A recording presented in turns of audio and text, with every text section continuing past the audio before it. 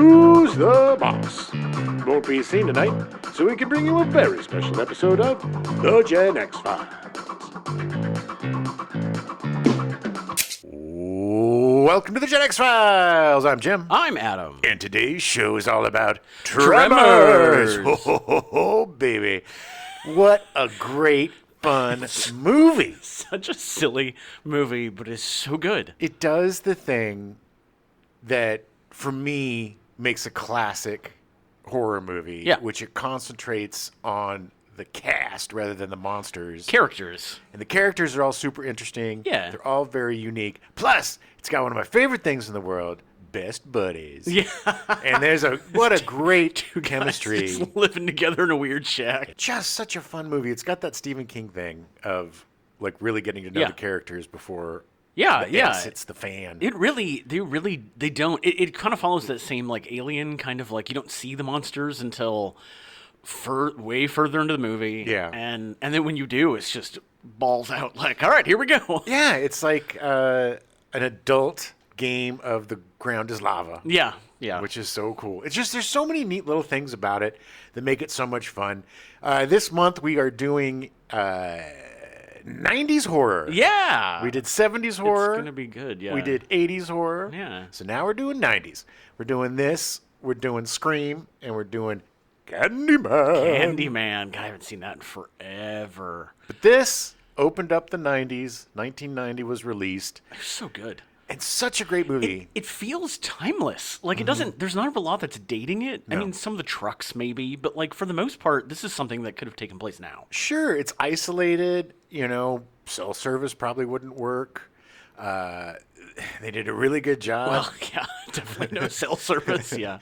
They did a really good job with the gummers, making preppers that are actually likable. It's like all the characters are quirky and weird, but none of them are dislikable. All of them are I mean, if that movie was made today, Burt Gummer would just be a complete asshole. Sure. And it's like, he's not. He wants to be prepared. And that's one of the reasons why I love this movie, is they don't go typical BS routes of like, I don't believe this is happening. This isn't happening. Or, it's my all least of the favorite tropes, writing trope. All the crappy tropes in horror movies.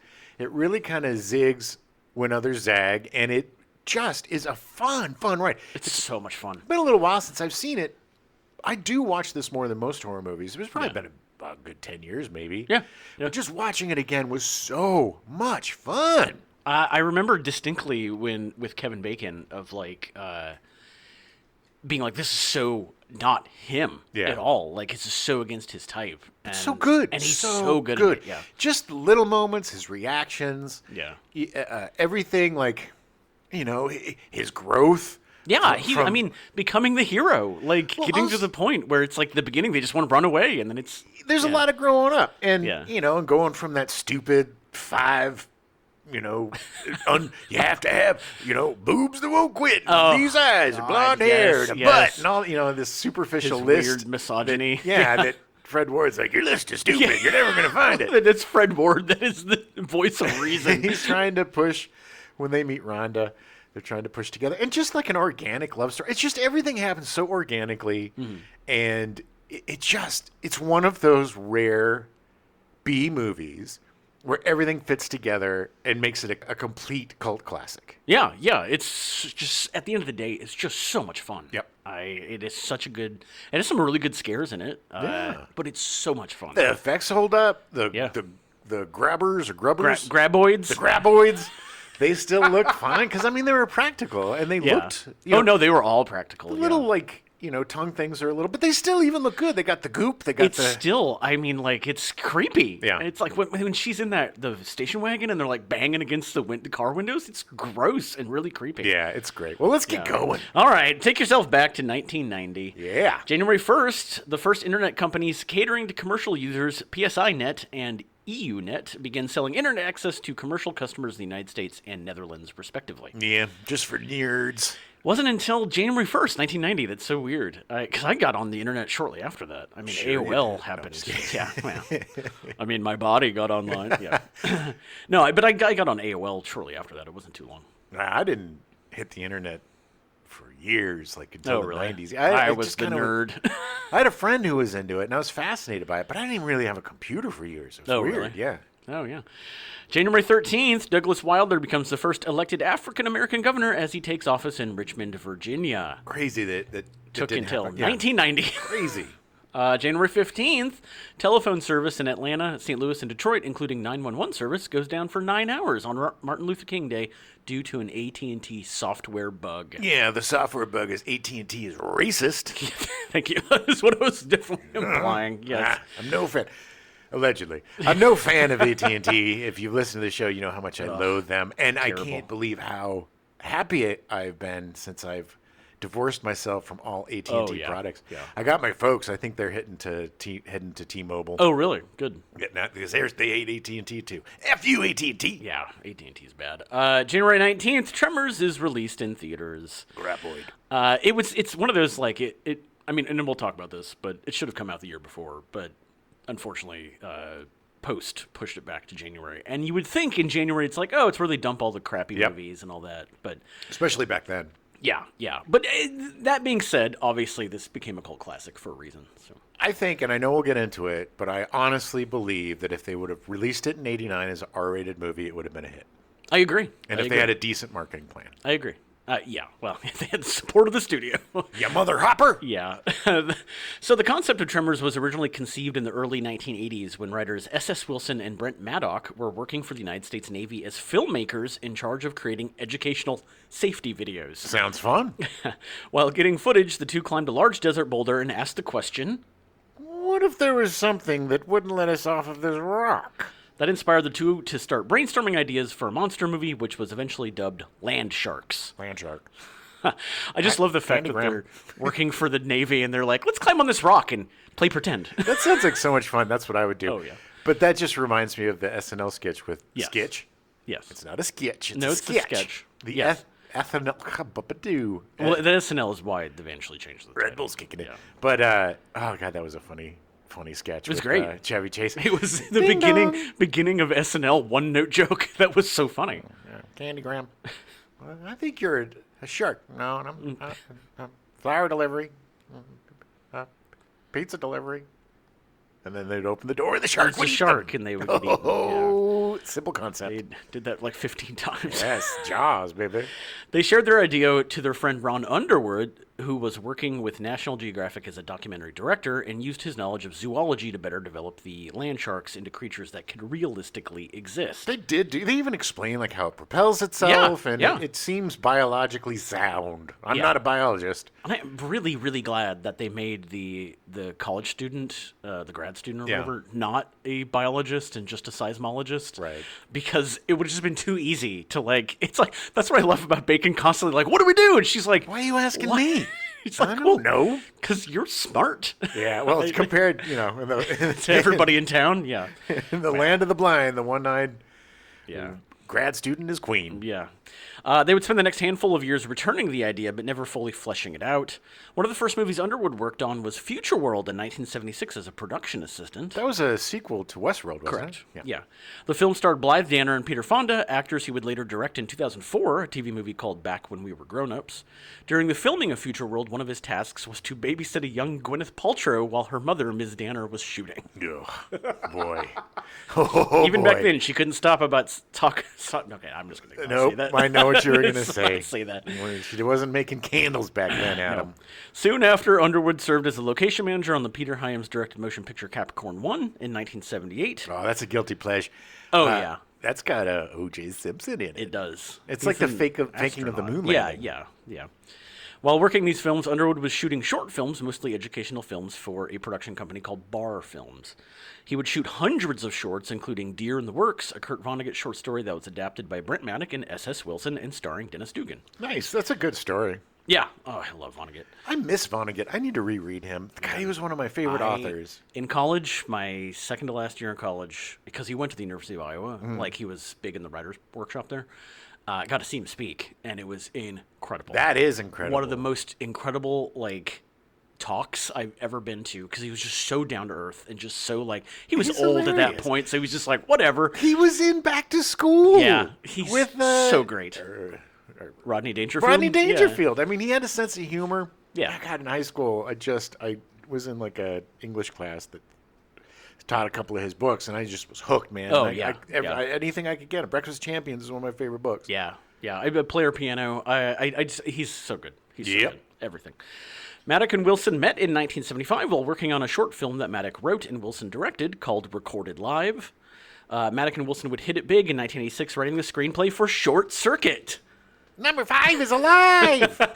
Oh, man. I was so mad at that movie for that line because they put it in the trailer, and it wasn't until literally the last line of the show. I say that every time you mention it just to elicit that response from you. God. The film was a surprise hit, grossing $40 million off a $15 million budget. Short Circuit also spawned a sequel in 1988 that was written by Maddock and Wilson, but didn't perform as well as the original despite better reviews. I don't even remember what the sequel was about. I don't either. I think he gets a job as a short order cook, and then... Really? No, I don't Was Fisher remember. Stevens in it? Yeah. In fact, I want to say I think Fisher Stevens was technically the lead. With his groundbreaking role as an Indian American. The success of Short Circuit and Steven Spielberg's love of the concept turned Batteries Not Included into a feature film. Do you remember Batteries Not Included? I definitely do. It had Don Amici in it. It was about a down-and-out a bunch of people in a apartment building and a bunch of little tiny Forrest Whitaker aliens. and little aliens. It was cute. It was a good movie. It was originally supposed to be featured on Amazing Tales, the TV show, but Spielberg thought it would do well with a family-friendly audience. Ended up making over $65 million off a $25 million budget. It was a very cute little movie. Yeah. From that, Maddock and Wilson did story consultant work on The Land Before Time, which was being produced by a new offshoot of Amblin Entertainment called Amblimation. Hey guys, we're going to consult on Land Before Time. I don't believe the dinosaurs spoke. I could be wrong, but I'm just saying you're taking a big risk there.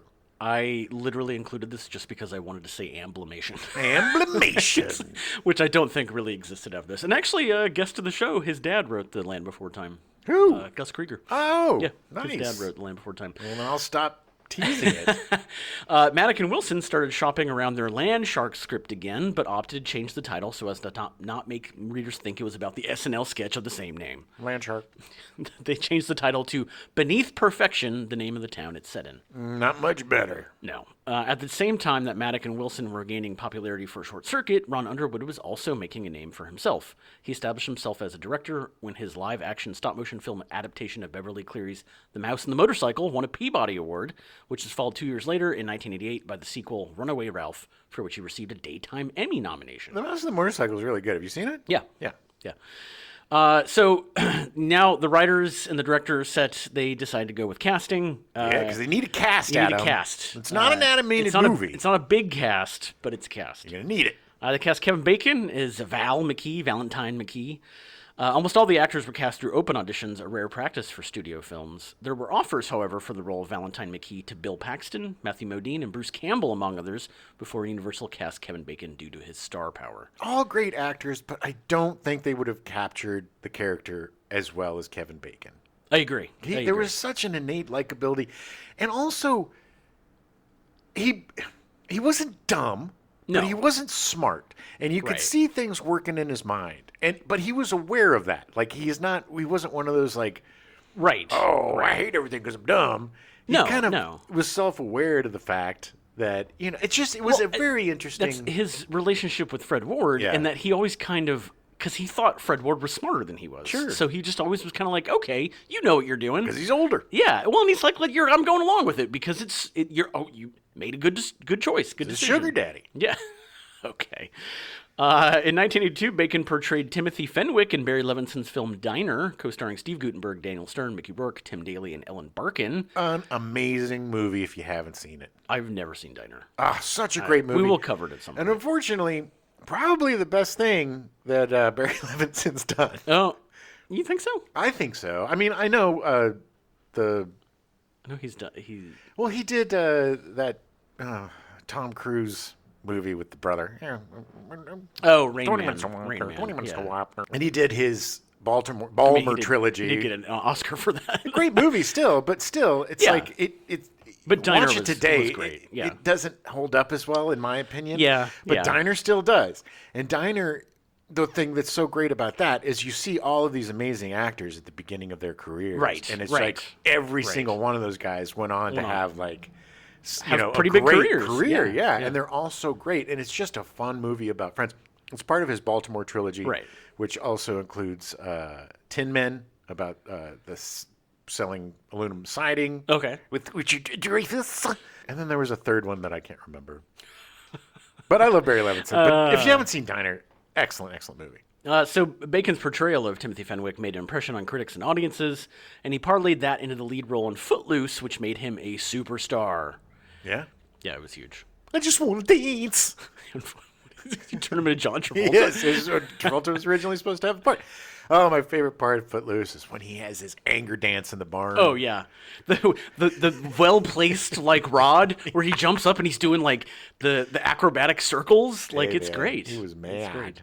He was so mad. He danced it out, Jim. Well, he got him to dance. Unfortunately, Bacon was typecast for a while with parts that were very similar to his roles in Diner and Footloose. Like Quicksilver. Yeah, Which is a great movie. I think I love that movie. Look, that was another one that Kevin- was on all the time. Kevin Bacon has all of these hidden gems that didn't Oh, do yeah, really well yeah. but should have, that are just a victim of either poor timing, poor advertising, or it's like, it just seems like Hollywood never really knew what to do with Kevin Bacon. Yeah, yeah. And that's a shame. Yeah, it really was too bad.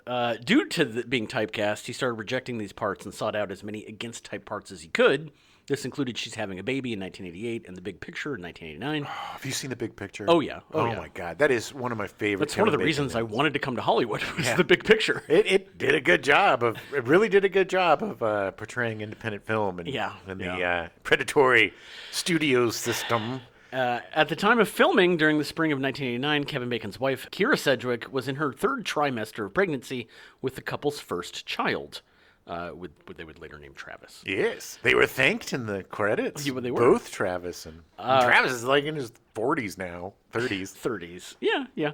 With cell phones virtually non-existent in 1989, a telephone was installed on the set in order to allow Bacon to remain in touch with his wife from the set's isolated location. Yeah, the cell phones they had at the time were the size of a shoebox. Yeah, and they were not efficient. and they at didn't all. have good range. No, You can talk for 29 seconds and then it cuts out. right, and it cost you $4,000. Yeah. Bacon's wife went into labor during his last day on the set right after filming of the scene where Walter is killed by the graboid. Oh no. The couple's son, Travis, was born June 23rd, 1989. The stress of a pregnant wife and being in the middle of nowhere led Bacon to resent being in Tremors, only agreeing to do it because he needed money for his new marriage and upcoming newborn child. He probably had a lot of anger issues back then. Yeah. Well, I mean, his career wasn't. I'm sure everything you just said about Yeah. Bacon and all this, it's like I'm sure he was internalizing all Well, of he's that. complained about that, and rightly so. Look, I mean, he's had all of these films that were supposed to be huge, like The Invisible Man or this or that. Hollow Man. Sorry, yes. You know, and unfortunately, not great movies, but he's always great in them, and I think he got, like you said, like he got really frustrated, and then was like, "F it, I'm just gonna be Yeah. a supporting actor, do whatever." When the film was not financially successful, Bacon feared his career was over and in following years would refuse to acknowledge the film's existence and even called it the... Worst thing I ever did. However, Bacon would eventually come around to Tremors, calling the filming of Tremors to be... The single most fun I ever had making a movie in my entire career. in 2012 and later admitting in a 2020 interview... When I was making Tremors, I was very depressed and at a low point in my life, and I kind of blamed Tremors for all of that. I was bitter against it. I thought I was a career killer. I never watched my movies more than once. Some of my movies I've never even seen before. I have no desire to. But I've watched Tremors a dozen times. I love it so much. And I spent years trying to capture the same energy we had on the set of Tremors. It's one of my favorite films of all time. He came around. Well, he's Tremors smart. won him over. Well, because it really is. Yeah. It's strangely enough, it's probably one of the most nuanced performances he's ever given. Oh, agreed. And I think he was Agreed. given the freedom from the director to really develop that Yeah. and develop a relationship with Fred Ward. I mean, it really gave him a lot to work with in his wheelhouse. Yeah. Which is being charming and just an amazing actor. It's just Yeah, his growth and change in this movie is so subtle and so good. By the time you realize he's becoming the hero, it's like, Yeah. oh, this all makes sense. Yeah, it's Like, just great. It's so good. Obviously, it did not kill Bacon's career. He would be nominated for 4 Golden Globes and 5 Screen Actor Guild Awards, winning a SAG Cast Award for Apollo 13. He's great. In 2009, he would appear in Taking Chance, a TV movie that won him a Golden Globe Award for Best Actor in a Miniseries or a Motion Picture made for television, and a Screen Actors Guild Award for Outstanding Performance by a Male Actor in a miniseries or television movie, as well as being nominated for an Emmy. Damn, was that about like kidnapping or something? No, I don't remember. I don't remember what it's about. I think it's a military thing. I think it's a military movie. In true Kevin Bacon fashion, he has 4 projects coming up in the next couple of years. Great. A remake of The Toxic Avenger from 1984 with Peter Dinklage as the Toxic Avenger. That just came out. It's coming out soon. I just read it. Yeah, there was a review of it. It's coming out soon. The trailer just dropped, from what I recall. I think it was just check a couple it days out. ago. A cameo in Leave the World Behind from Sam Esmail, who created Mr. Robot, being released on Netflix in December of 2023. All right. An unknown role in the upcoming Beverly Hills Cop Axel Foley, also set to be released on Netflix. I'm going to guess bad guy. Possibly. He does a good bad He guy. does. And he's also going to be in Maxine, the 3rd and final installment of the X trilogy following X and Pearl, all written and directed by Ty West. Oh, that's awesome. Have you seen those movies? No, not yet. Since October's here, I'm gonna watch them. X is great. It made me want to see Pearl because the character of Pearl in X is really exciting. I liked X so much because it really captured that 70s horror vibe, unlike anything I've seen recently. It very, very much reminded me of the original Texas Chainsaw Massacre. Oh yeah, in terms yeah, of, I like, can look and totally vibe. see that. Yeah. And it's got Jenna Ortega, and Yeah. it's really good cast. I highly recommend it, especially for spooky season. Yeah. So Pearl wasn't as good. I haven't finished. Oh, you haven't watched it? Okay, gotcha. Pearls? I Gotcha. haven't seen Pearls. Pearls. But I think they're both on. They're on Showtime, which is or now Paramount Plus. Well, yeah, technically Paramount Plus if you pay extra. Sure. You don't. Yeah. But yes, I plan on watching on Showtime. Fred Ward was cast as Earl Bassett. Oh, I love Fred Ward. So good in this movie. Jack Palance was considered for the part of Earl Bassett, but Ron Underwood was too afraid to reach out and ask if he was interested. I'm too scared to ask him. Plus, he's 1,000 years old, and I don't think he would have been good for the action. Wouldn't have made any, because then there definitely would have been sugar daddy vibes between Bacon and Palance. It would have been a different movie, but God, Fred, I can't imagine anybody but Fred Ward playing that part. Totally. Fred Ward's father was an alcoholic criminal who was repeatedly imprisoned, and his mother left him when Fred was 3. Good Lord. Terrible childhood. He was then raised by his grandmother until his mother had rebuilt her life and remarried a carnival worker. All right. Okay, Carney. A few steps forward, a step back. Hey, man, I know what it's like to lose your dad at 3, and it F's you up. Yeah. Before acting, Ward spent 3 years in the United States Air Force. He was also a boxer, breaking his nose 3 times. Yeah, well, you could definitely see it. And he worked as a lumberjack in Alaska, a janitor, and a short order cook. God, what a cool dude. He just was like, whatever I got to do, I'm going to do it. He just reminds me of the 70s drifters, like the Hulk and stuff, just going from town to town, washing dishes and stuff. We need a movie about Fred Ward. Yeah, we do. Becoming an actor. But nobody could star in it except for Fred Ward. Yeah. He studied acting at New York's Herbert Berghoff Studio after serving in the U.S. Air Force. His first major role came in the Clint Eastwood vehicle Escape from Alcatraz in 1979 as fellow escapee John Anglin. Great movie. Fantastic movie. Great performance. Ward played a violent National Guardsman in Walter Hill's Southern Comfort in 1981, starring Keith Carradine and Powers Booth. Ooh. Which I've never seen. I've seen, Southern don't Comfort? remember. Yeah. His first starring role in a motion picture was Time Rider, The Adventure of Lyle Swan in 1982, about a cross-country dirt bike racer in the 1980s who was mistakenly sent back in time to 1877. Such a cool movie. Have you seen that movie? No, but it's on my list. It's on YouTube, I think, so it's like I've got it on my list. And if I'm remembering correctly, he's got this rad, like, red kind of motorcycle suit on. Yeah. And I think he has like an Uzi or a Mac-10 that he brings back to, to really? 1877 and kind of like turns the tide on. Wow. It looks so bizarre. I could be wrong. It's been years since I've seen that movie. There was a spate of these movies where people suddenly were in a time period they weren't supposed to be in. He's another guy that didn't really get his due. Yeah. Remo Williams was such a good movie. Yeah. The Adventures of Remo Williams, The Adventure Begins, or whatever it was Remo called. Williams, The Adventure Begins, Right. yeah. Another problematic performance by Jeff Gray playing an Asian man. But other than that, such a fun, great movie. And Fred Ward was such a likable, tough, but soft. You know, there's so many layers to him. He had a crusty exterior, but a nice soft middle. Yeah, exactly. But his looks gave him that like old school Bronson, tough guy, of the like 60s. You know, But he's But he had that soft little middle. So, Time Rider was scored, produced, and co-written with director William Deere by Michael Nesmith of the Monkees. Okay. Because, Michael Nesmith is a weirdo. Michael Nesmith, his mother invented whiteout, and he was a rich, rich man. There you go. That it directly explains why he would make Time Rider. Well, he was also a prolific producer. He was. I know. He did. He ended up producing... Arrow. The John Cusack movie. Hot Pursuit? No, with them as the record producers. God, we covered it. The record producer. Tapeheads. Tapeheads. Michael Nesmith was the reason that Tapeheads existed. Yeah, and also... And the Alex Cox movie, Repo Man. In 1983, Fred Ward starred as astronaut Gus Grissom in The Right Stuff, in the action movie Uncommon Valor with Gene Hackman, and in the drama Silkwood, starring Meryl Streep, Kurt Russell, and Cher. I just remember in The Right Stuff when he had the enema and they're all running around because they got to poop. Oh, yay! I'm glad that's the scene you remember. Just remember the pooping scene, that's it. In 1985, Ward played the title hero in the action movie Remo Williams, The Adventure Begins, which was directed by Guy Hamilton. Great movie. The film was supposed to be the first of a series based on the Destroyer series of novels. Though the movie was well promoted and he appeared on several movie magazine covers, it only grossed about $15 million. They didn't know how to market it. Killed it. Yeah, I mean, I remember that. Loved that movie. So did I. So did everybody who saw it. It's just, again, there was this dirge of marketing. This just like whoever was in charge of marketing in like the 90s and late 80s just didn't know what they were doing. Well, this is why 15 years later, all they're doing now is remakes because it's way easier to market stuff you already know. Sure. Because they're lazy. Yep. Ward would have a long, prolific career appearing in movies such as Henry and June, The Player, Swing Shift, Shortcuts, and 30 Minutes or Less. Henry and June, great movie. The Player, Robert Altman, amazing. He's so good in it.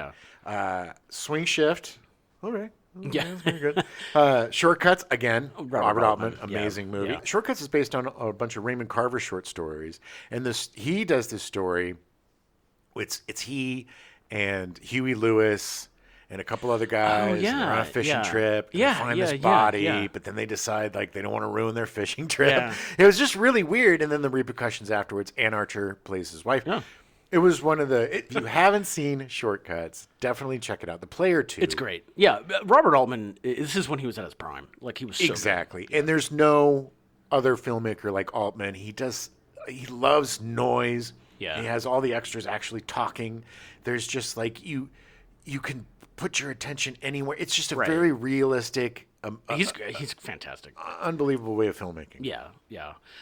Fred Ward's last role was playing the father of Colin Farrell's detective in the second season of HBO's True Detective. Yeah, he was great. Unfortunately, Fred Ward died on May 8th, 2022 at the age of 79. It was never revealed how he died, but his last wish was for memorial tributes to be made to Boston University's Chronic Traumatic Encephalopathy Center, implying a brain disease. Oh. Yeah. But it's unfortunate. He had a good run, really good run, but even 79 is too young. Yeah, especially he had so much more work to do. Yeah. Boston University's my alma mater. Yeah. Finn Carter was cast as Rhonda Lebeck. Rhonda! The college student. Speaking of college student, she's a grad student. I mean, technically still in college, but okay. When you say college student, you think of them as being like 18, and she's not. Right. Carter started as a theater actor and scored a role in the CBS daytime soap opera As the World Turns from 1985 to 1988. Soap operas were just about every actor that you know from 60s, 70s, and 80s and 90s. That's where they got their start. And then it turned into Law and Order.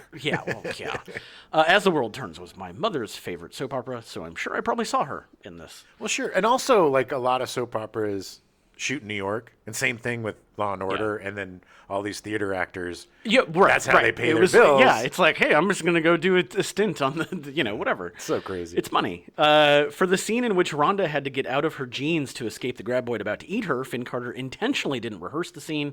That way, the response she gives to having to undress in front of Kevin Bacon in less than 5 seconds was authentic. I guess it adds realism. Sure. I'm just glad she was wearing clean underpants. Yeah, she was. She was. She later had a recurring role in the ABC drama series China Beach. In 1992, she played the leading role in the action film Sweet Justice, also starring Frank Gorshin and Mark Singer. Okay. It looks terrible. Well, Frank Gorshin's great. He played the original At that point, Riddler. he was 95 years old.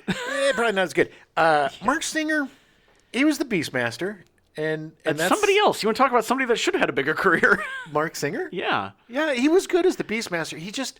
He's got that, like, B-movie action vibe. You know? The same thing is not Fernando Lamas, but Lorenzo Lamas? Lorenzo Lamas from Greece. From Greece, yeah. You know, all those guys, the Hercules guy that's that's a jerk something now. about you, Kevin Sorbo. Yeah. There's just something about you that doesn't make you a leading actor Right. or a big A-list actor. Yeah. And it's unfortunately, I loved Beastmaster. Sure. And I thought he was going to be huge, and then he just kind of disappeared. Yeah, the Beastmaster was great. We'll definitely cover that. God, I he love had that cool movie two so ferrets. much. Those ferrets, yeah.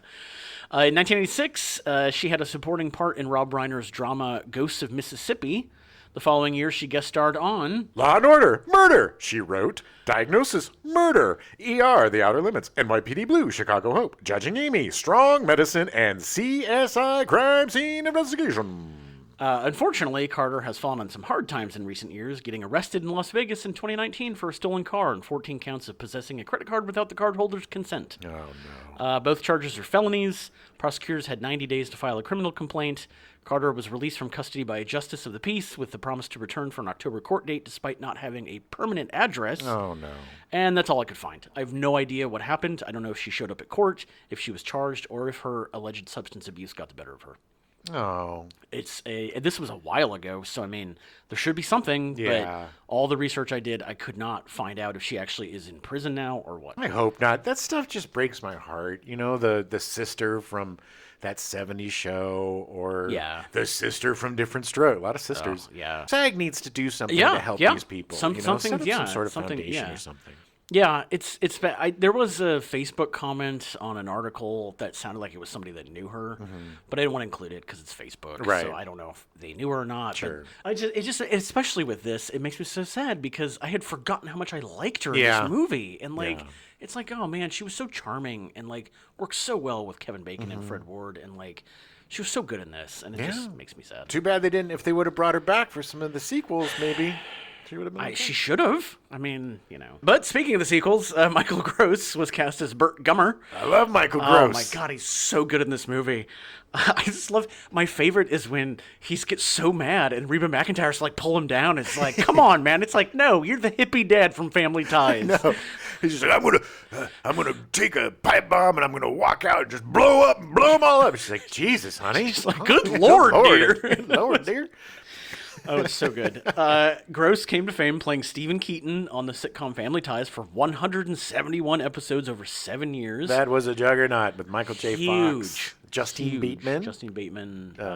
Courtney Cox was on it. I just was reading about that this morning. She was like his girlfriend. I think later years, yeah. In fact, Gross began rehearsals for Tremors only one day after shooting the very last episode of Family Ties. Wow. Bert's 1989 GMC Jimmy was Gross's personal vehicle. Nice. He bought it brand new in 1988 and kept it until 1997. That's very practical. And then he actually bought another one and used it for another 15 years. Well, it's got a good name, the Jimmy. It does. Producers asked Gross to audition as they thought his sitcom star power would help sell the film. Well, it's also such great casting. Yeah. I love it when actors just go 100% against type. Right. And they're just like, F my last role. I am going to do this. Gross has had a long career appearing on television shows including Boston Legal, How I Met Your Mother, Batman Beyond, ER, Parks and Recreation, Law and Order, and 2 of its spin-offs, SVU and Criminal Intent. Probably playing different characters every time. Yes. In fact, I want to say I think he was on Law & Order a couple of times. Oh, he has been. I Yeah. definitely remember him on SVU. I'm an SVU head. Gross is the only actor to appear in every single Tremors-related movie and TV project. God love him. He Way to just hang is on, like- buddy. And we'll talk about it more in a little bit. Well, good But for him. He found career stability. you know what else he does? He goes to a lot of conventions. Oh, yeah. And oh, man, does he make money doing that. That's great. Reba McEntire was cast as Heather Gummer, Bert's wife.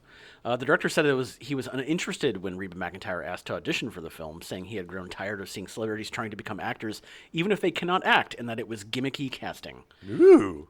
No, well, take a stand there, Ron Underwood. However, after begrudgingly letting her audition, he was blown away by her performance and realized she was a great natural actress, immediately knowing she was perfect for Heather Gummer. See, good for him. Look, preconceived notions, and he changed his mind because he's a smart dude. But I agree with him. You know, it's like stunt casting is, it's distracting. It's an executive decision. Yeah. It's like, oh no, we got to do this. And Put it's like, Taylor Swift. It's, you know what it is? It's exactly like this stupid, the new season of American Horror Story. With Kim Kardashian. And it's like, I'm not going to watch it because of that. I will say, and I'm not a huge fan of Taylor Swift, I really want to see if she can act. Sure. Because she's got such personality. Well, Taylor Swift is actually extremely talented. Yes. And I'm sorry, but Kim Kardashian is not. Look, I've never seen an episode of The Kardashians. I don't know. Maybe it's a great show. But it's a reality show. How is it a great show? I don't know. She married. It's following them around being annoying. Yeah, I don't. Anyway, not there's no acting in that. That's not. You don't look at that and go, "Oh yeah, she'd be great playing Heather Gummer." It's like, okay, enough. Yeah. The year after Tremors, she starred in the made-for-television movies The Gambler Returns, The Luck of the Draw with Kenny Rogers, and The Man from Left Field, written, directed, and starring Burt Reynolds. Mr. Burt Reynolds. Which I've never seen. I need to watch that. You probably don't. Probably not. In 1996, McEntire was cast by director James Cameron as Molly Brown in his film Titanic. She would have been great. She would have been great. However, when it became apparent production for the film would extend well beyond its original length, McEntire had to turn down the part as she had already scheduled prior concert engagements. Ooh. Because she was a woman of her honor. She said, look, her first and foremost was that she was a singer. Sure. And she had to take care of her fans. You got to honor your contracts. Yeah. The role was recast with Kathy Bates. She did a great job. Who I believe did she win an Oscar for that? I don't know. Maybe. I don't know. She was definitely nominated, but I don't remember if she won. Oh, put it on the pile, Kathy. Yeah. You talented bastard. She was so good in that. But you're right. After seeing Tremors, Reba McEntire would have been fantastic. Sure. Kathy Bates is great in everything. She's just a powerhouse. Yeah. Yeah. And Reba McEntire is just extremely likable. And Yes. in this movie, she was perfectly cast. And her chemistry with Michael Gross, I think with a different actor opposite Michael Gross, might not have been as good a performance because they played off of each other so well. Oh, no. And she really allowed him to go against type. I believed that they were a couple, and they both had the same vision of how they need to live in the desert and be away from people. The scene of them in the basement with their wall of guns going after reveal the of them. graboid. I just love that it just pans over and it's this giant wall of guns. Just when she's got the double fisting and she's double wielding them pistols and he's shooting, and he gets the elephant gun. Oh, almost to the point of parody, but not quite. No, because it seems plausible. Yeah. You know, we all know people like they that. just kept cutting back to different guns and shooting. It was just funny. So funny. It was funny. In 2001, Reba scored her own sitcom called Reba that ran for 126 episodes. Oh, yeah. I actually remember watching most of this. I Really? don't know why. Yeah. It was one of those, I was like, I think she was charming. And I was like, okay. Hey, no shame. Yeah. It was just, I think it was the right time, and I just weird. happened to catch it. I know. She most recently can be seen in the Lifetime TV movie Reba McEntire's The Hammer as a traveling circuit judge in Nevada, apparently with a giant hammer. Yeah, I've seen the pictures on Hulu, I think. No, it's actually based off a real lady who, a real woman judge who was one of the last traveling circuit judges in the country. Really? Yeah. Okay. They don't really do it anymore, apparently. Bobby Jacoby was cast as Melvin Plug, which I did not realize his last name was Plug. A local boy who constantly irritates people with his pranks. Jacoby's real name is Robert Jane, who went by Bobby Jacoby as a child actor, appearing in tons of TV shows. Yeah, he did. Perfect Strangers, Knots Landing, The Greatest American Hero, Saint Elsewhere, Manimal, The Love Boat, Highway to Heaven, Murder, She Wrote, Different Strokes, Who's the Boss, TJ Hooker, The A-Team, Cagney and Lacey, Hill Street Blues, The Wonder Years, Jake and the Fat Man, Land of the Lost, Walker, Texas Ranger, Baywatch, Tremors, and The Lazarus Man. He also appeared in the feature films Iron Eagle, Meet the Applegates, and Wizards of the Lost Kingdom 2, starring David Carradine. Nice. We had a...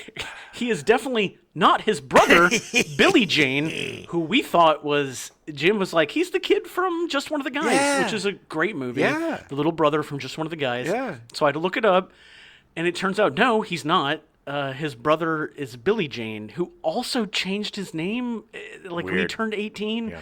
It was convoluted. We couldn't tell if it was the same guy with different names or brothers or whatever. Plus, there's another guy, the kid from that played the older brother on the Wonder Years, and he was also in Scrooge. Oh, yeah. He also looks like the two of them. Yeah, you're right. For some reason I thought maybe it was Bobby Jacoby that was in Scrooge. I was like, It's they have that look. Yeah. And they even look like the kid from Big, like it's to like a certain this degree. Buster Brown look. It's just kind of like this. Hey, they all have the kind of way of talking. It's kind of like I'm a fast talking weirdo. And they're all kind of. I mean, not the kid from Big so much, but like they're all that kind of like I don't like authority, and I'm just gonna do my own thing because I'm a kid. Just kind of have this thing going on. I did just see Bobby Jacoby in The Golden Girls, which Phoebe and I are watching. Him playing like a grandson who's just like shows up and is like, "All right, I'm out," and then like goes and gets in trouble and like precocious. And Blanche, I think it was Blanche's grandkid. Sure. She has to like lay the law down or something. Yes, she does. Yeah, and of course they all grow to love him and blah blah. Because they're Golden Girls. That is a way better show than I remember it being. It's a great show. So I've intermittently seen it when it was on. I haven't watched it since. It's but so good. What a great I mean, look, you got Betty White. You have B. Arthur. Rue McClanahan. Oh my God! Oh man, the old lady who's not an old lady. Right, the one that was like the youngest but played the oldest. No, actually, Blanche was the youngest. She was 51 when she was doing Golden Girls. Good Lord, now I feel old. Rue McClanahan. The others were in their 60s. Yeah, but a fun show. It's a great show with great cast. I love it way more than I thought I would. So it's just one of those weird giddy things. Nice I'm like, maybe you can rewatch Reba after this. Hey, there you go. I just got to find it. Hopefully, it's on some streaming. Or Murder, she wrote. Robert Jane, as he goes by now, not Bobby Jacoby, he has spent his adult life cultivating a career in real estate development and construction strategy expertise. Okay. Recognized as a spatial design expert, his work has been featured in the LA Times. Nice. Yeah, it's just it's weird. Like, that kid? Really? He pivoted, man. In 1998, Jane became a world-class blackjack player and played blackjack professionally with a team of well-known card counters from 2000 to 2005. Damn. In his 2010 book, Repeat Until Rich, Josh Axelrad describes his experiences in Las Vegas with Jane and a team of card counters as they use big player and call-in tactics to win millions of dollars. Damn. Jane became a well-known player and was entered into a blacklist by the Griffin Agency, known for supplying intelligence information to casinos regarding players that can, quote-unquote, hurt the casino by winning money. Nice. Under the name Bobby J, Jane played in the very first World Series of Blackjack. Okay, what an interesting guy. Jacoby's last credits are appearing in the first 3 movies of the Mythica series, which was distributed internationally by Highland Film Group, a company that I used to work for. The hell is the Mythica series? It's a really awful fantasy series. Oh, okay. Really not good. There were like 5 of them. It was a lot. These guys would make them for like $500,000. And Okay. we would sell them internationally for $1 million, and it was like, hey, we made money. Let's make another one. Bing, bang, boom. Yep. Charlotte Stewart was cast as Nancy Sterngood. She was the mother of the little girl that was pogoing. Mindy Sterngood? Mindy? Yeah. Is that her name? Mm-hmm. Mindy's the daughter. Oh, Mindy. Yes. Sorry. Yes. Didn't mean to throw you off. I thought I got Nancy's name wrong. Stewart is most famous for her role as the school teacher Eva Beadle Sims on Little House on the Prairie. Yes. And her work with director David Lynch, including playing Betty Briggs on Twin Peaks and Mary in Eraserhead. Oh God, have you seen Eraserhead? Oh yeah. Oh man. Oh yeah, I saw it on the big screen. We gotta lynch it. We gotta lynch it up. Oh, I know. pretty We soon. definitely have to do. We gotta lynch month. It's been a long time since I've seen it. Me too. But God, that in Blue Velvet, and then Mulholland Drive, which is a little later. Yeah, I didn't love Mulholland Drive. I liked it. I haven't seen it in a long time, so I know a lot of people that really love that movie. Sure. So anyway, Charlotte Stewart can most recently be seen in Twin Peaks: The Return. Nice. Ariana Richards as Mindy Sterngood, Nancy's daughter. Richards made her acting debut in 1987's Into the Homeland, a made-for-cable release that starred Powers Booth. Powers Booth. In 1989, she had a supporting role as Carol Weatherby in Prancer. Yeah, about a horse. Prancer? No. Prancer was about about Santa Claus's reindeer. Yes, didn't it get lost and she had to help Prancer? Yeah, they had to bring it. Yeah. Okay. Her most notable appearance was as Lex Murphy in the first Jurassic Park film. So funny. Which she was like, she looks just like the girl from Jurassic Park. I didn't know that actors did other roles. She just recently redid her Jello jiggle from Jurassic Park. Oh, yeah. You know, when she's about to eat the thing, and she's like, and she starts shaking when she sees the raptor.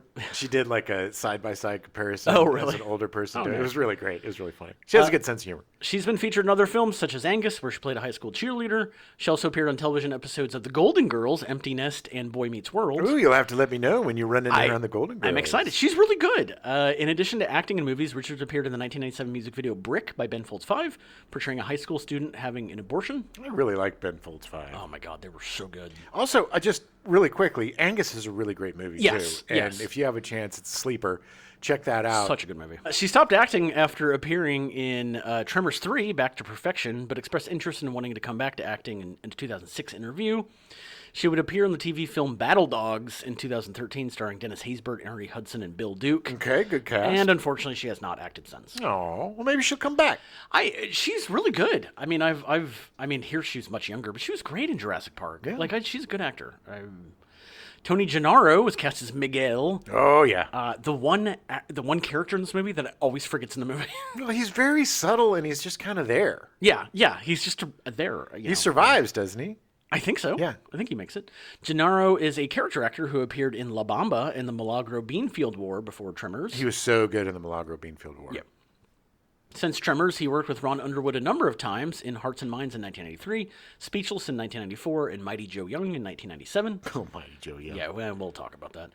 He would also appear in The Craft, Phenomenon, The Mask of Zorro, Double Take, Anger Management, World Trade Center, and The Soloist. Good. He died at home in 2014 at the age of 72. No. Yeah, he had a good career. Richard Marcus was Nestor Cunningham, a local resident, Yeah, who does what- get killed. Yeah. What is up with Nestor, man? He's a weirdo. Marcus is most well known for a recurring role on St. Elsewhere between 1982 and 1986, and for appearing in 45 episodes of The Pretender from 96 to 2000. His last role was in the TV series Hawthorne in 2009, starring Jada Pinkett Smith. Okay. Yeah, he's a goon. He was I would say the weakest part of the cast. Well, the thing is they cut some scenes out between Nestor and the dude who goes up and dehydrates himself to death. Oh, right, There was right. a whole scene that they cut out that would have explained more of the relationship between the two of them, and Old Fred. Yeah, old Fred. But anyway, yeah, That's I a don't know. shame. Old Fred got his pretty much cut out of the movie. Yeah. I mean, yeah. Victor Wong was cast as Walter Chang. Victor Wong, baby. Pat Morita was asked to play Walter Chang, but due to his success in the Karate Kid films, wanted too much money for the part. Of course he did. Oh, Pat Morita. Victor Wong was eventually cast as he was willing to work for what the budget could afford. And look, no offense to Pat Morita, but Victor Wong is a much better actor. I agree. Wong appeared in supporting roles in films throughout the 80s and 90s, including Chinese sorcerer Egg Shen in John Carpenter's Big Trouble in Little China in 1986. What's going on here, Egg? Listen to our podcast episode on that movie. Learn more about Wong, and the movie's so good. Royal advisor Chen Bao Shen in the Best Picture winning The Last Emperor in 1987. And Grandpa Maury in The Three Ninjas Tetralogy from 1992 to 1998. Tetralogy, nice pull. He also played several starring roles for independent filmmaker Wayne Wang, who described him as his quote-unquote alter ego. The guy was a powerhouse. Such a was. great actor. Such a likable guy. Yes. Had a very difficult life, but was just amazing in everything he did. Earlier in his career, Wong worked for KQED in San Francisco as an on-air reporter and later a pioneering photojournalist. Awesome. His association with Mark Rothko, the abstract painter, whom he met during his studies at the San Francisco Art Institute, saw him interact with several luminaries of the Beat generation, including Jack Kerouac, who fictionalized him as Arthur Ma in his novel Big Sur. What a life this guy's had. He's a character in a Jack Kerouac novel. That's That's awesome. crazy. And I love Rothko. He's the weird abstractness. Oh, is yeah. just up my alley. In Tremors, Chang's Market was originally written as belonging to a Vietnamese owner and named accordingly, but Victor Wong said, Well, I'm Chinese. Can we change it? so they did. Nice. His son, musician Lion Wong, died in 1986 after being attacked by a young man while walking home in Sacramento. That's awful. Wong was asked to film the prologue scene for Big Trouble in Little China shortly after Lion's wake. After shooting the scene, Wong suffered his first stroke. Jesus. Yeah, it was bad. On September 11th, 2001, Wong and his wife spent the day trying to get news of Wong's sons, who lived in New York City. They were unharmed. Good. After she went to sleep, Wong stayed up to continue following the news, and unfortunately, he died of a myocardial infarction at some point during the early hours of September 12th, 2001, at the age of 74. Wow, I wonder he's basically a another victim of Yeah. 9/11. Yeah, it's just sad. He was so good. God, he was so good. Yeah, 74. That's young. Yeah. Bibi Besh was cast as Megan Wallace, the local doctor's wife. She's best known for her portrayal of Dr. Carol Marcus on Star Trek II, The Wrath of Khan in 1982. Oh yeah. Oh, yeah. Her other notable film roles were in Who's That Girl in 1987, starring Madonna and Griffin Dunn. Steel Magnolias in 1989, starring Sally Field, Shirley MacLaine, Olympia Dukakis, Dolly Parton, Daryl Hannah, and Julia Roberts. Besh also appeared in a number of television productions, including the realistic nuclear apocalypse television film The Day After in 1983. That's where I remembered her from. Please listen to our episode about The Day After to learn more about Bibi Besh. And the first season of the Jeff Foxworthy Show. You might be reading it. I did not that watch Jeff that Foxworthy? sitcom. Yes, that was him, yes. If you got a TV on top of another TV, oh, you might be reading it.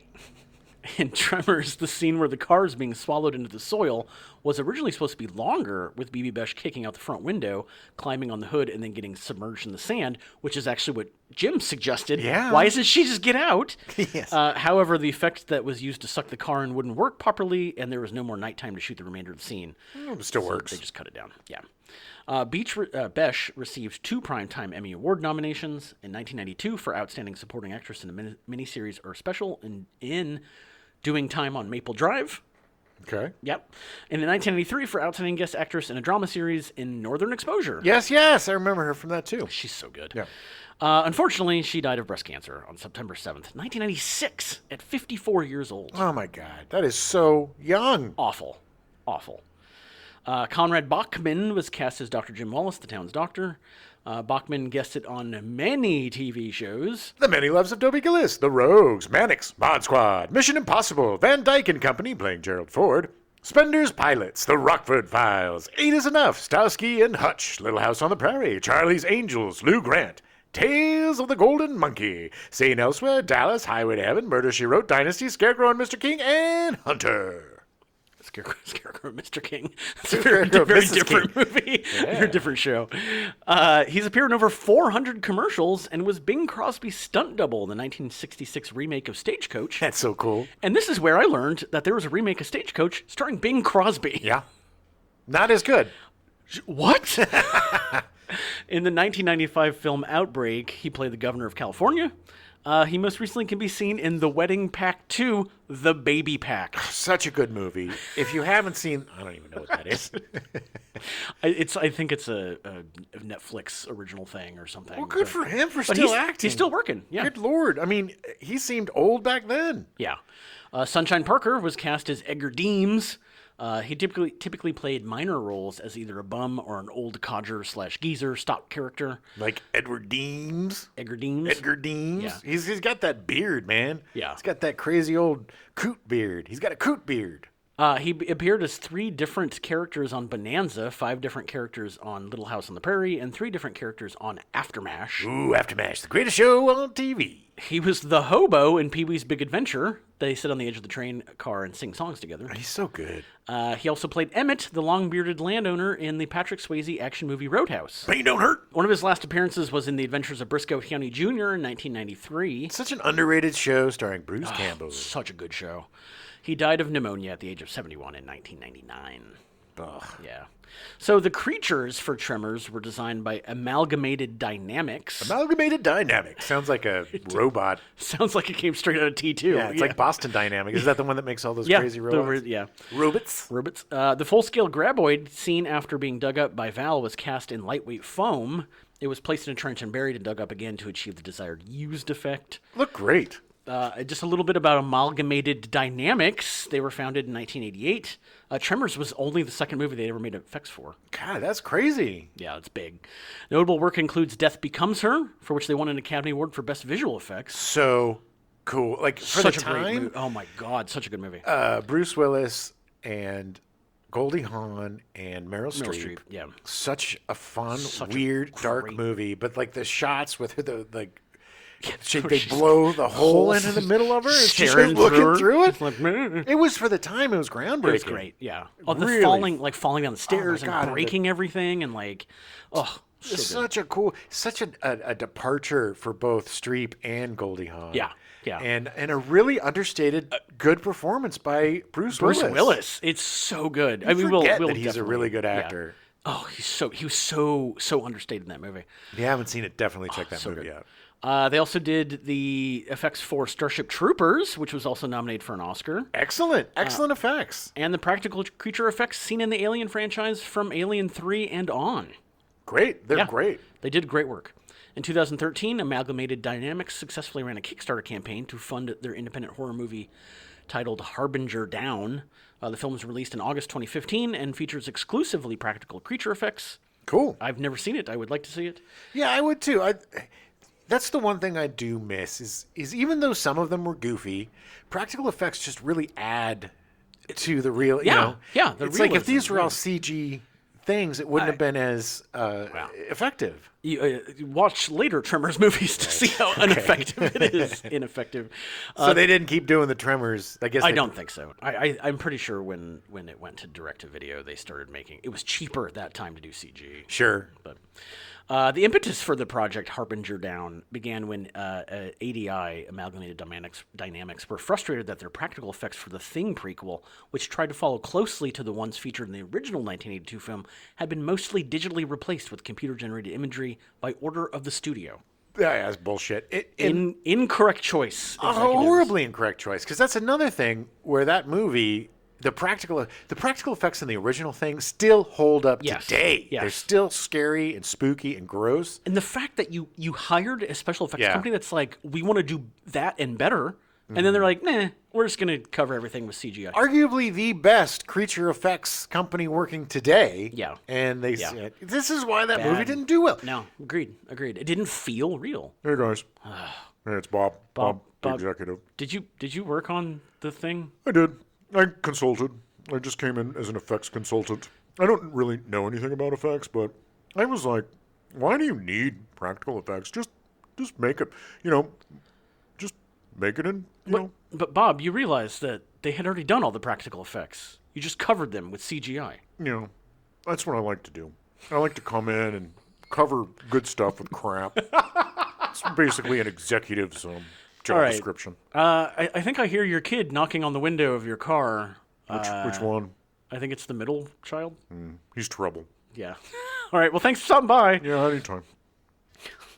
God damn. I hate him so much. He's ruined so many movies. So the entire town was constructed from scratch, built near the town of Lone Pine, California. That's what blows me away is that first shot, that was all constructed. Yeah. The whole town. It's crazy. There are only 2 interior sets in the entire movie, Walter's store and Bert and Heather's basement. Every other shot is exterior. Yeah, it's crazy. So good. Composer Ernest Truth's musical score for the film went mostly unused. The studio thought it was... too goofy. And cut most of it, later hiring composer Robert Folk to write a new score that was more... serious and action-y. Despite his contributions, Folk ultimately went uncredited. Oh. And it's so obvious when there's action scenes and then it's like the full-on synth kind of going. Yeah. And then otherwise it's the character stuff and it's like more of a country music western. Yeah. Some harmonica going. Tremors was set for a November 1989 release. However, the MPAA gave the film an R rating owing to language, and the creators decided at the last minute to make the film more commercially available. Over 20 or so uses of the F word were either cut or redubbed with softer words. Examples include, "Can you fly, you sucker?" and "We killed that mother humper," among several others. I also like that. Yeah, there's more mother humpers. I like how they had to that cut away from humper, the mouth really yeah. quick. They had to cut away from his face before he said it. The film was pushed back to allow more time for editing, and the film was eventually released in January 1990 with a PG-13 rating. I truly believe that's a mistake, because horror movies do better when there are. Because people feel that PG-13 horror movies are watered down or not as scary. It makes more sense for someone to say MFer rather than mother humper. Yes. It just takes me out of it. It's like if you watch The Big Lebowski on TV, and, when the line, "This is what happens when you F a stranger in the ass." Yeah. And it's like, I can't remember the replacement, but it just doesn't, it doesn't make, "When you meet a stranger in the grass," or something so it was stupid. The best example of that is them cutting, and I think I've talked about this before, was when Joe Pesci kills the guy with the pencil at the bar. It's like literally the camera goes to him, and you see him grab the pencil, and then it cuts to just this dude in a pile of blood. And it's like, what just happened? Joe Pesci, his character was lightning fast. He had a superpower. It's just, it's silly. To this day and age, the whole language thing, whatever. I mean, I get it for kids, but still, it's just their words. It kills the realism for me. I didn't miss anything really. No. I mean, but it's like It actually added to the charm, honestly. when Kevin Bacon repeats back "Mother Humper," I was like, oh, okay. It's still fine. And they still snuck a couple of Effies in there. They did. And now you're only allowed one, but back then they snuck a couple in. Yeah, they got twos. Yeah. And a lot of S's, a lot of shits. Oh yeah. Well, I love they replaced the F word with shit. It's like, to me, it's like, well, isn't that not? It's so bizarre to me. Yeah. These bad words. It is so bizarre. The concept of bad words is just ridiculous to me. I know. Ridiculous. A word is a word. It is. Has a meaning. It's a bad word. If I'm using that word, I'm using it for a reason. Sure, but it's like that. Look, we don't typically use the F word on this show because we want to make it for everybody, but it's just, to me, that type of censorship is just really bizarre. It's just, they're words, people. I know. Wilson and Maddock later stated they were very happy with the decision to make Tremors appeal to a more family-friendly audience rather than an adult-oriented audience. Sure, because you can honestly enjoy this movie with your kids. Yeah. Older kids, you don't want to... Yeah, well, not 5-year-olds. No, but when your kid's 10, Yeah. it's like it'll be a fun little adventure movie to watch with your kids. Tremors opened on January 19th, 1990 in 1,457 theaters against no new releases and debuted at the number 5 spot, behind Born on the 4th of July, Tango and Cash, The War of the Roses, and Internal Affairs, grossing $3.7 million in its opening weekend. Tango and Cash. I love that movie so much. It's so awful. Me too. It's so good. It is not awful. It is awesome. It is a guilty pleasure because this is not a good movie. No, but it's You get to see it's when you get to see Sylvester Stallone. Sylvester trying to be Stallone, a quick talking guy. Everybody, I'm going to talk really quick. Yeah, that doesn't help any. It dropped to number 6 on its second week, but would stay in the top 10 for 4 weeks before finally dropping to number 11 in week 5. With its $10 million budget, Tremors flopped at the box office, earning only $16.6 million, far below projected numbers. In 2019, Kevin Bacon hinted that Tremors only made a fifth of what the charts at Universal said it would. Its creators blamed the subpar theatrical performance on its marketing campaign. Yeah, you think? S.S. Wilson felt that the film was not well promoted once its release date was delayed, while Brent Maddox stated the theatrical trailer was cringeworthy and likely deterred audience. Yeah, it is. If you have a chance, go on YouTube and watch the original trailer for Tremors. It is not indicative of what the movie is. It's been a while since I've seen it. I'll have to watch it. Roger Ebert gave the film 3.5 out of 4 stars, admitting he was embarrassed. He enjoyed it so much, saying, Tremors succeeds in the fact that it puts its focus on fun characters instead of the creatures attacking them. And he called it goofy. A goofy, dumb, fun movie. He liked it the same reasons that we did. Exactly. Because when you're making a B, quotey quotes, movie, the best thing you can do is concentrate on the characters. Yeah. Because that's going to get the people to love it. They will forgive effects. They will forgive all sorts of things if they have a bunch of people that they really like and they want to root for. Exactly. Gene Siskel initially gave the film a negative review, stating, "A little of it goes an awfully long way. There are just so many tricks, though, that you can do with the worms. Tremors would make a cute short subject. It doesn't sustain itself for an entire film."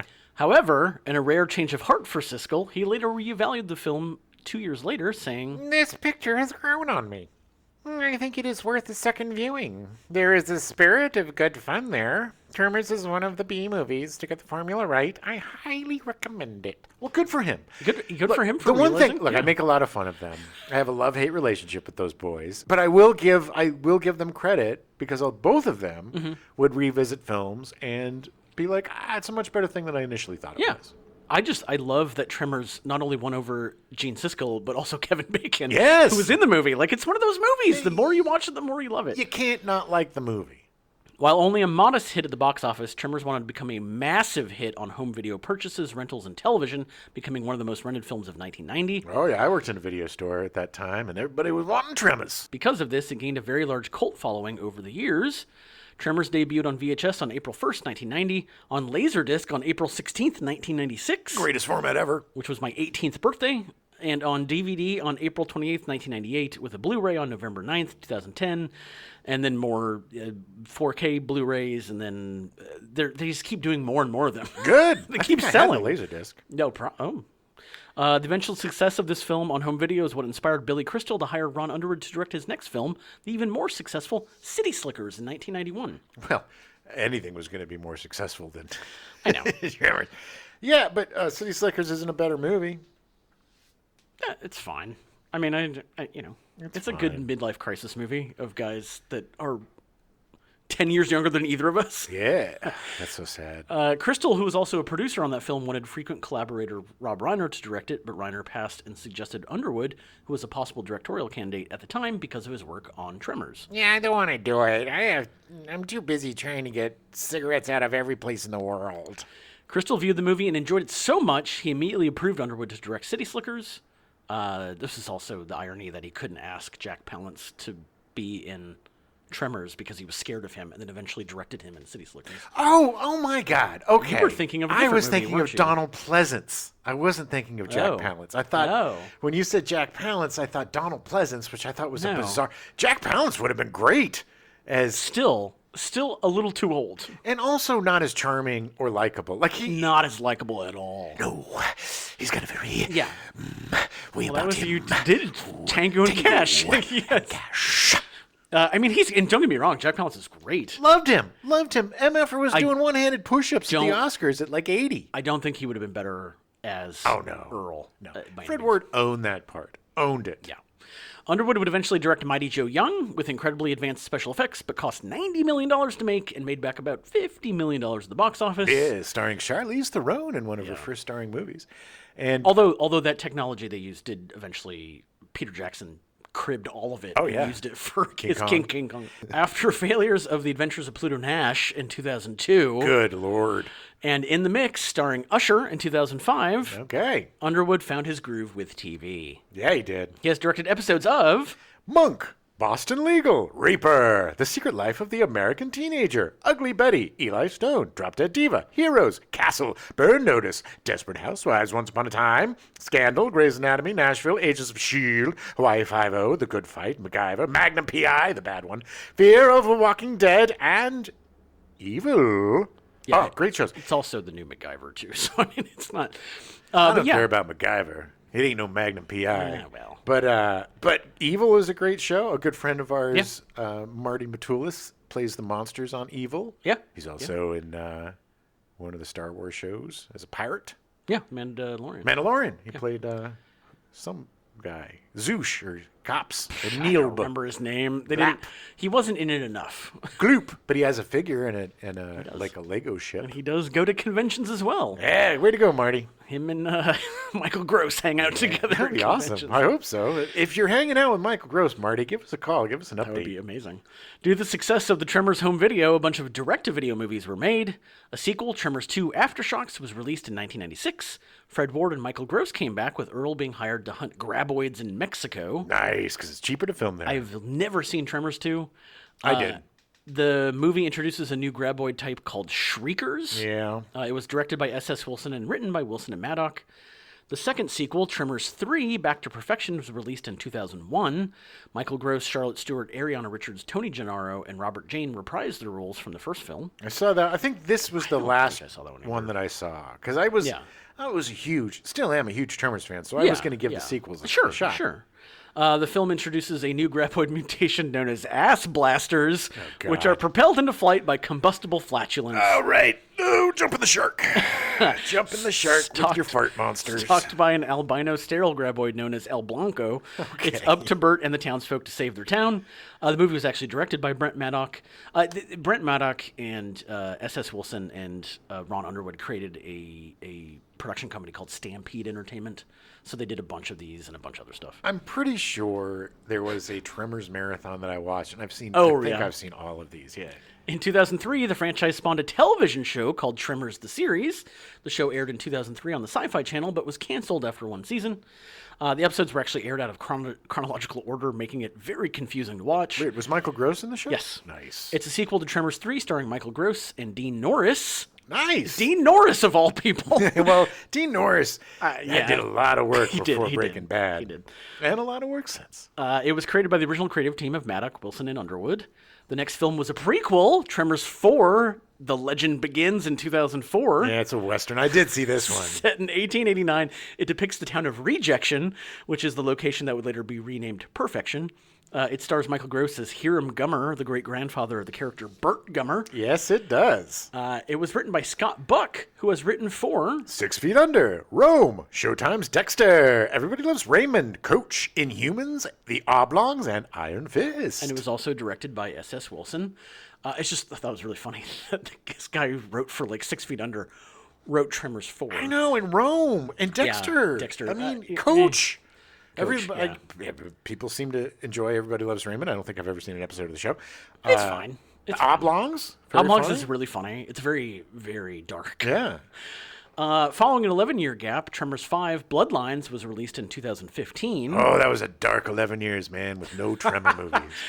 The film stars Michael Gross reprising his role as Burt Gummer, now a star in his own survivalist web series, and his new cameraman, Travis Welker, played by Jamie Kennedy, who reveals that he is the son of Burt from a one-night stand 40 years earlier. They are approached by the South African Wildlife Ministry, who hire them to deal with ass blasters in South Africa. Oh, God. Do you see what's happening with the series? God, how many scenes was Jamie Kennedy in his tidy whities just being... I will give Jamie Kennedy this. I will give him the Scream movies, which I really enjoyed. I was going to say, this is not the last time we talk about him this month. And I will give him Bowfinger, which I thought he was great in. Yeah. I think Jamie Kennedy is good. I think, he got a little bit too famous and and leaned into this annoying thing. He peaked in Scream, and then he just tried to play that character in everything. Yeah, and that character it got really old really Yes, fast. yes. No, but still, again, Jamie Kennedy, talented kid, just Yeah. a victim of his own. Yeah. A 60-minute pilot for a second television series, also titled Tremors, was filmed in 2017, but no further episodes of the show were ever filmed. No. Kevin Bacon was actually hired to reprise his role from the first film. So weird. It was directed by Vincenzo Natali, the guy who directed Cube and more recently the Stephen King and Joe Hill adaptation In the Tall Grass. What's that? In the Tall Grass? Yeah. It was a Netflix thing. It's been on for a while. I think it's got dude who played the Punisher. Thomas Jane. Thomas Jane, isn't it? Really? No, and I'm That's thinking of 1923. In the Tall Grass is literally it's kind of like I haven't seen it yet, but it's very similar to the movie The Vines or whatever with the kids that go down to South Africa and they end up getting Right. stuck on a thing. In the Tall Grass, the grass is alive and it Oh. like kills people when you go into it. I wonder if I've seen this. It seems like it's something I would watch if it's a Stephen It's a Stephen King and Joe Hill thing, so I assumed you had. I just love Vincenzo Natali. Yeah. The first Cube movie is one of my favorite things of all time. It was a great It's movie. Such a good movie. And so much done with so little. Yeah. The following year in April, Bacon said via his Instagram account that, The network has decided not to move forward. yeah, which is, I don't know, I don't think this is available. I'll have to try to find it, but I don't think the pilot's available anywhere. I'd like to see it. Unfortunately, yeah. The franchise's sixth inclusion, Tremors, A Cold Day in Hell, came out in 2018. The film takes place in Nunavut territory in Canada, with Burt and Travis tasked with fighting graboids in the snow. Nice.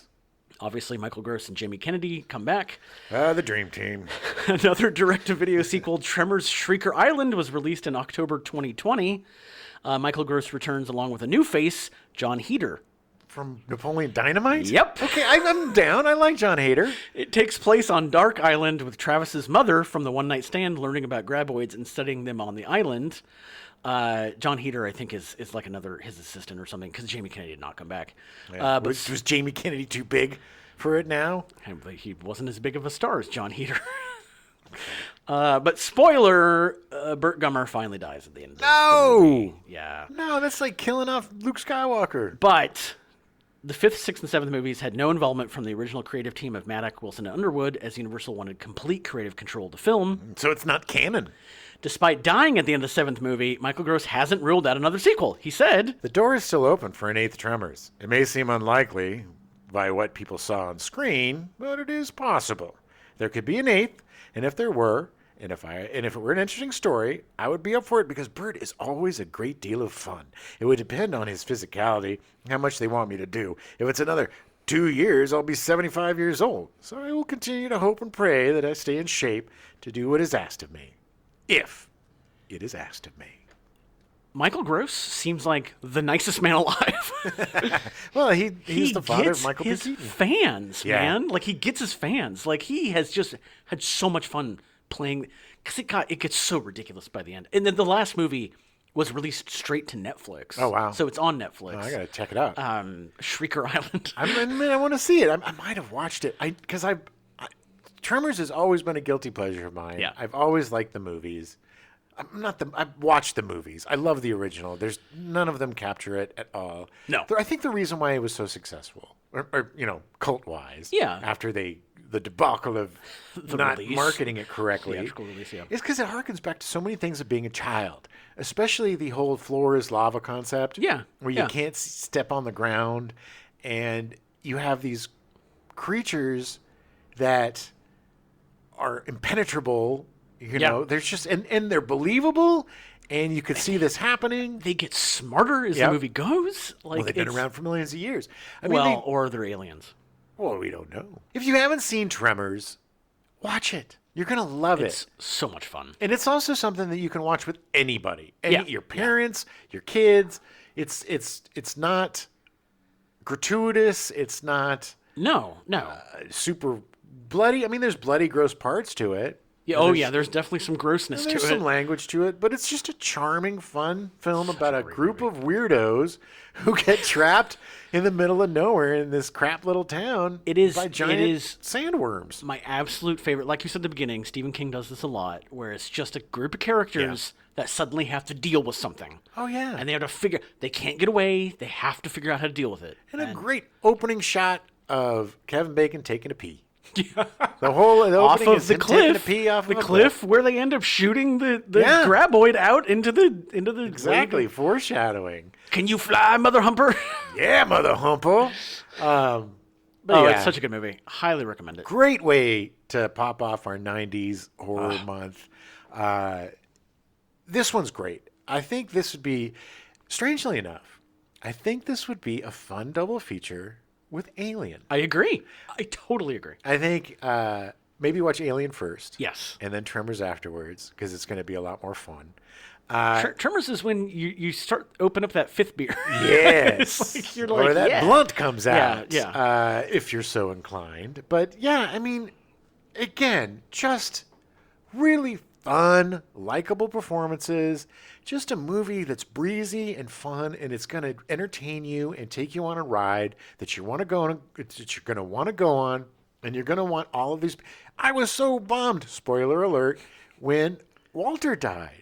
Yeah. It was so I sad. know. I know. He was my favorite He's character. such a great character. Why didn't they kill Miguel? Who cares about Tony Gennaro? Here we go. Tremors is awesome. Check it out. We'll see you next week when we come back with a little candy man. Watch out for the bees! Kevin Bacon's wife, Kira Sedgwick. So if you haven't seen Short Circuits, it's such a great Shortcuts. movie. If you haven't seen Shortcuts or Short Circuit, it's The Many Lives of Dope. Oh, shit.